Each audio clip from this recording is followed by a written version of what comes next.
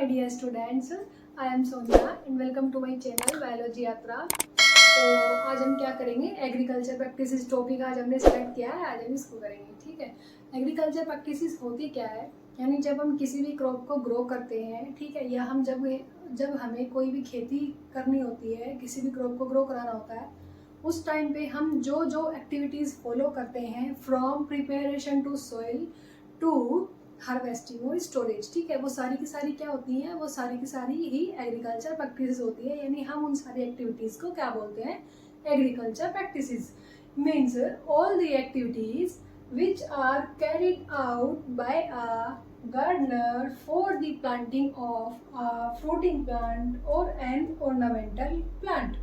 यानी जब एक माली क्या ग्रो कराता है, जब या तो माली एक कोई भी फ्रूट प्लांट को ग्रो कराएगा या फिर कोई भी फ्लावरिंग प्लांट को ग्रो कराएगा, ठीक है, जो जो एक्टिविटीज़ वो फॉलो करता है वे सारी एक्टिविटीज़ किस में आती हैं, एग्रीकल्चर प्रैक्टिसेस के अंडर आती है। ओके, क्या करेगा वो, पहले प्रिपरेशन ऑफ सोइल होती है, एंड तक जाते जाते उसकी हार्वेस्टिंग वगैरह तक आ जाते हैं, उन सबको हम क्या बोलते हैं, agriculture practices.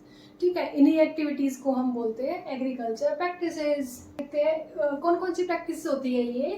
First, preparation of soil, second sowing, third adding manure and fertilisers, fourth irrigation, fifth protecting from weeds, sixth harvesting and the last one is storage. ठीक है, तो प्रिपरेशन ऑफ सॉइल क्या होता है, जब हम प्लोइंग करते हैं, खेत में जोतते हैं, या तो अपने ट्रेडिशनल मेथड के थ्रू किसी हल के द्वारा, या तो फिर मॉडर्न मेथड है कल्टीवेटर के थ्रू, ठीक है, उसके थ्रू करते हैं। सबसे पहले हम प्रिपरेशन ऑफ सॉइल करते हैं। सेकेंड नंबर पे क्या आता है, सोइंग। इसके बाद प्रिपरेशन ऑफ सॉइल के बाद हम कोई भी अपने हेल्दी सीड्स लेंगे, ठीक है, उसका हेल्दी सीड्स का सिलेक्शन करके फिर हम उनको ग्रो करेंगे, उनको बोएंगे, उनको बोने के बाद फिर हम अपनी खेत में, अपनी क्रॉप में क्या ऐड करेंगे, मैन्यूर एंड फर्टिलाइजर्स। फर्टिलाइजर्स होते हैं जो केमिकल न्यूट्रिएंट्स होते हैं, फैक्ट्रीज वगैरह में बनाए जाते हैं। ठीक है, मैन्यूर क्या होता है, मैन्यूर होता है जो नेचुरली फर्टिलाइजर बनाया जाता है, जो ये होता है ह्यूमस ऐड करता है, ये मतलब मिनरल्स, न्यूट्रिएंट्स, ये एक ऑर्गेनिक खाद्य पदार्थ होता है, ठीक है, जिसको नेचुरली एक फार्मर के थ्रू नेचुरली बनाया जाता है, घर पे बनाया जाता है। इरिगेशन क्या होता है, सिंचाई करना, यानी अपनी क्रॉप को वाटरिंग करना।